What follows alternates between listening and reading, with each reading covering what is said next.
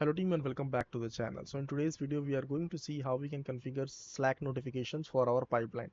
That means that whenever our pipeline is executed, if it is successful or failed, we will be receiving a notification over Slack, and this is the format that you'll be able to see. If pipeline is successful, this is the green format that you'll be able to see, which is also going to provide information about job name and environment for which it was executed, and a button will be given view build, which is going to provide you console logs for the pipeline. If the pipeline has been failed, then this is the format that you'll be receiving over Slack. And you can understand that at this point most companies are switching to Slack so that they can receive notification over a channel inside Slack, and which is a really good option. So that's what we are going to show you today. Also team, for those who are preparing for DevSecOps and Cloud DevOps interviews, you can check out batch 10, which is available for enrollment. It has 40 plus projects and 120 plus hours of content immediately accessible. So make sure to check out. All the details will be in the description. Now with that being said, let's get started.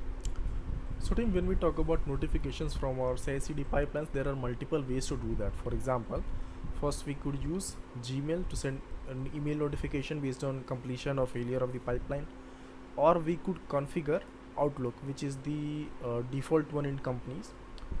Third thing, which is being adapted by many of the organization at this point, is Slack integration, so that we can directly get notified over Slack integrations. Okay, so today we are going to be covering this. Okay, talking about how we can implement this. So first of all, we need to make sure that we have a Slack account created, right? So let us go there and let's search for Slack. Click on the first link itself and now click on sign in. Okay, now I'm going to click on Google and I'm going to use one of my own accounts. Okay, click on continue and let's create a workspace. Okay, click on create workspace.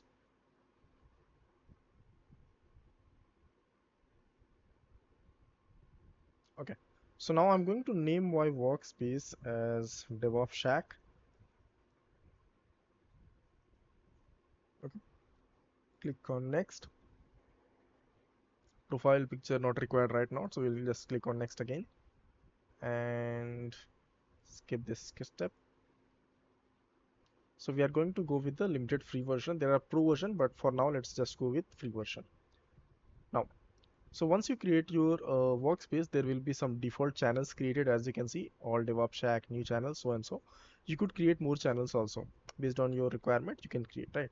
So from Slack account we have created, next thing we are going to do is we are going to set up a webhook inside Slack, and we are going to generate a token which will be integrated within Jenkins, right? So meanwhile we will do this. Let's do one more thing. Let's go to here on AWS and create or set up Jenkins. So click on launch instance. I'm going to name this machine as Jenkins, which will be of Ubuntu type, version 24.04.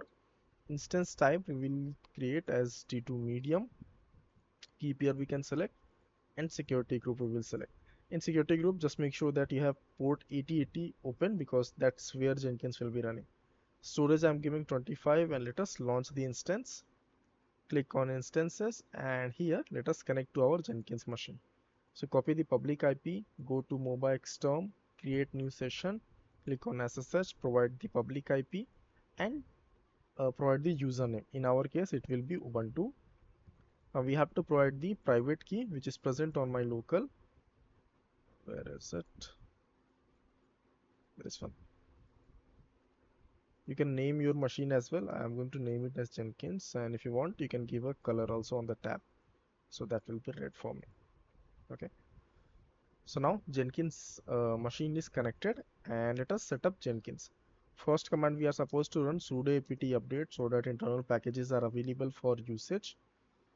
Let's wait for this to complete. Meanwhile this is being done, we can go on browser, and here we can search for Jenkins installation. Click on Linux, because that's where we are going to set up, and here select the flavor. So I'm working with Ubuntu machine. Now I can copy this, right? Long-term support release. But before you run this command, you need to make sure that you have Java installed on your machine, because that's a prerequisite for Jenkins to be up and running on your machine. So let's wait for this update command to be completed, and then we will install Java. So yeah, let's wait for this. Okay, this is done. So I can run now Java, and we can see Java is not present, but we get the command to install it. And I'm going to be installing 21 because 17 don't go with that, because soon the support for 17 will be removed. So yeah, just go with 21. And now Java will be installed. And once this is done, then we are going to install Jenkins.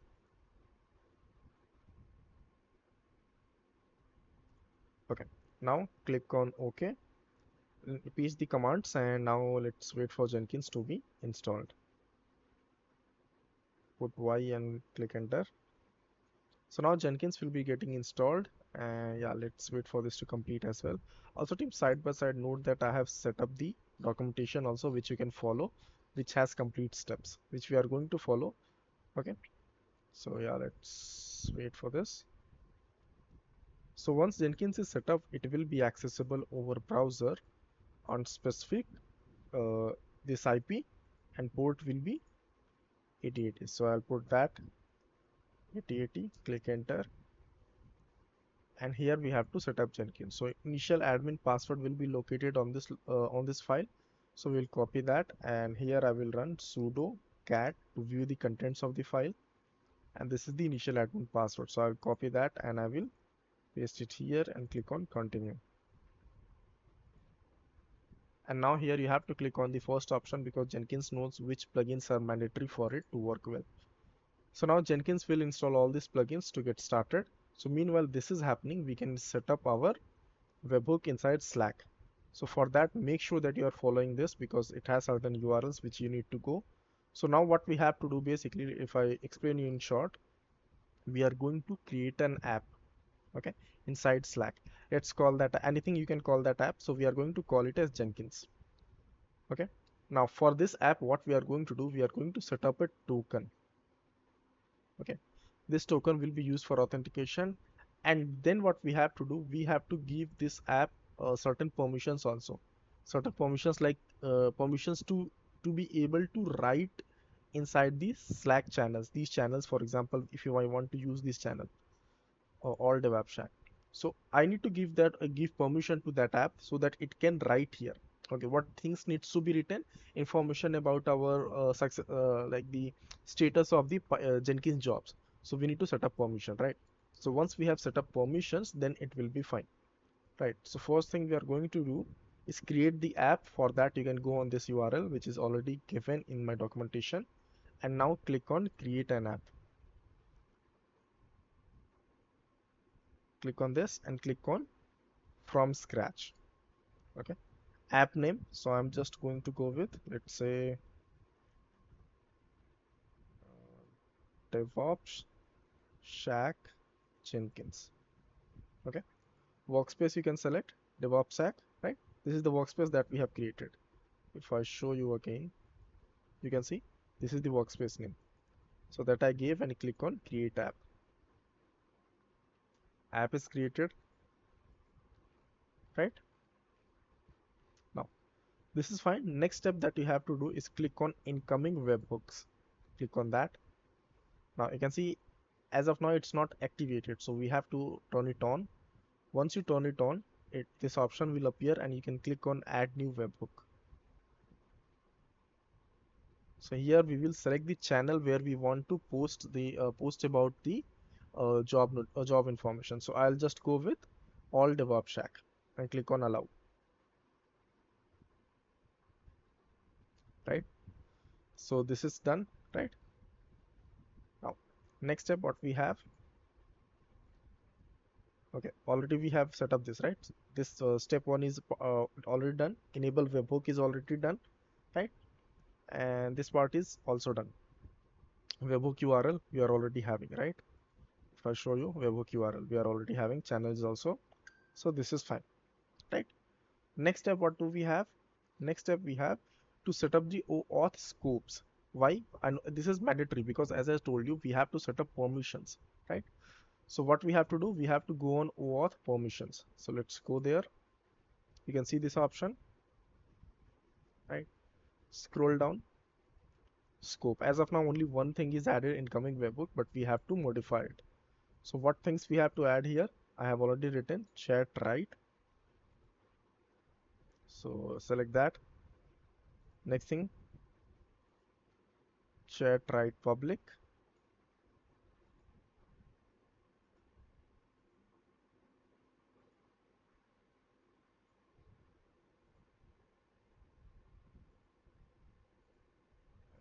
And then we have groups. See, not all of the permissions are required immediately, but still I'm adding just to let you know that. See, you can understand also what exactly are these permissions going to be setting up the access for. You can see few basic information about private channels that 𝗕𝗿𝗃𝗀𝗃 Jenkins has been added. The thing is, I'm adding these permissions, these scopes, so that later on also, if you are modifying things, for example, this app, if this app has been added to some other channels also, then it can get basic information, right? So let's add all the permissions that are required. Users read. Okay. So now we have added all the permissions that is required. Now, once you do that, make sure you have to reinstall your app, because these changes then only will be reflecting. So click on reinstall your app, and here we select the channel where we want to use it. Click on allow. Now this is success, right? Next thing that you have to do is make sure that you are copying this token, bot user auth token. Make sure to copy that, and you can keep it somewhere. Let's say I'll just keep it here. Okay. What's the next step? So next step, this we have done, and reinstall is also done. Now we have to go back to Jenkins side. So we will go here and set up Jenkins. Confirm password, full name, and any email you can put. Click on save and continue. So Jenkins is set up. Now what we have to do, as you can see in newer version of Jenkins, here you don't have the option manage Jenkins. Instead, you will see this option manage Jenkins here. So click on that. Click on plugins, and we have to install a plugin. So here in plugin section, you have to search for Slack. Click on the first option and install it. So once it is installed, then we can proceed. So meanwhile, let's wait for this to complete. This is done. Click on manage Jenkins, click on system, and let's wait for this to come up. Now scroll down to the end till you find this option, Slack configuration. So here we have to configure Slack. Now first option, we have workspace. So what was the workspace name? The workspace name is 𝗕𝗿𝗃𝗀𝗃, right? So let me copy this, and we have to put it here. Credentials. So in credentials, we have to add this token that you have, and token is a secret text kind. So we will select the user kind will be secret text. Secret will be the value of the token, which is this. So we will copy that, paste it here. Okay, and name you can give Slack bot token. Click on that and select it. Default channel where we want to use it. So we want to use it for this channel, all 𝗕𝗿𝗃𝗀𝗃, and we will add it here. Make sure you are selecting this option as well, advanced custom Slack bot user. We will save it, and let's see test connection. You can see success. That means configuration is correct, right? And now we can move to next step. So we will just make sure apply. Also for now, I'll just clear the cache also, so that later on we don't face any kind of issues. Okay, so that's fine. One second, let me make sure that it is saved. Okay, and now we can create our pipeline to verify the final phase that if this is working or not, right? So for that, first of all, you can see this section. This is we have received because we have ran that command, that test command, right? So meanwhile, let me remove everything so that we later on via pipeline we can see everything very clearly.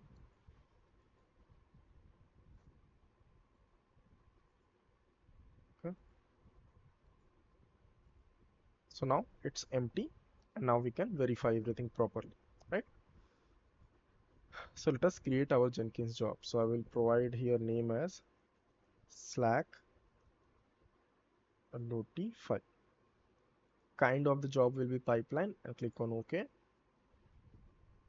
Here, as part of best practice, we will just keep only 2 or 3 builds in history so that it does not occupy too much space. And here we have, right? So here we have to write these phases. Now let me show you the pipeline so that it's clear to you as well. Now, see, initially all the stages you have to write first. Once we have written all these stages, like here I'm not writing the complete code, I have just using the echo command because our primary focus is to see if the Slack notifications are working or not, right? So here 2 things I'm doing. First of all, I have written all the stages in echo, like compile, test, build, security, deploy, right? Once our stages are completed, then the post actions will start. Post actions means if every stage is completed, then final actions will be executed by post actions block. Inside post actions block, 2 sections I am adding. One is on success and second is on failure. That means if pipeline is success, then this block will be executed. If pipeline is failure, then this block is executed. Now here inside the block, most of the things that you will be see, it is basically for the making the message very you can say ki, beautiful kind of thing, or like basically making it very user friendly. Okay, few things we have to change. Most of the things here you will be see are default variables we are using: job name, build number, environment. This environment we are picking up from here, project name and environment, because whenever I want to receive the notification email, I want to know from the pipeline itself about the project name and the environment for which the pipeline was executed. So that is also added here. One specific change that we have to do is I'll show you this part. Where is it? This section that you see with credentials, right? Where credential ID is Slack webhook, and I told you initially we already have this Slack webhook. If I show you, if I go back to incoming webhooks, this one, let me remove an extra one. I guess it's generated. So we'll copy this and we will paste it somewhere. Now this webhook needs to be added inside Jenkins. Okay, we have already added the credentials. Next thing we have to add is the this webhook URL. So we will go to Jenkins. Let me open a new page. I'll go to settings, credentials, global, add credentials. Again, credentials kind will be secret text. Here we will paste the webhook ID. Now ID, you need to make sure you are providing the ID name as this one, because that's what we have added in our this credential ID in our pipeline. So we should be using this. So I can copy that, paste it here, make sure this thing is removed, copy that, and here. Now it should be fine. So basically how it's going to be working, whenever pipeline is executed, all the stages are completed, then based on successfulness and failure of the pipeline, these post actions will be executed. Okay. Now already we have configured the token and Slack webhook, so it should not be giving us any error. So let us run this and test it out. I'll copy this and paste it in our pipeline, and let us do this.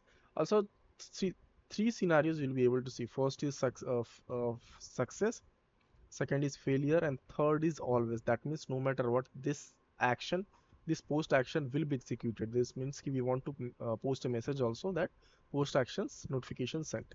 So let us run this and let's see what happens. So I have executed it, and here we can see the status. So we got success, right? And since pipeline is success, so we should be receiving an email notification here, and you can see the format. Okay, you can see the format, how beautiful this looks with proper this is the app that we have created. This is the my app build successful, right? Environment we are seeing production, right?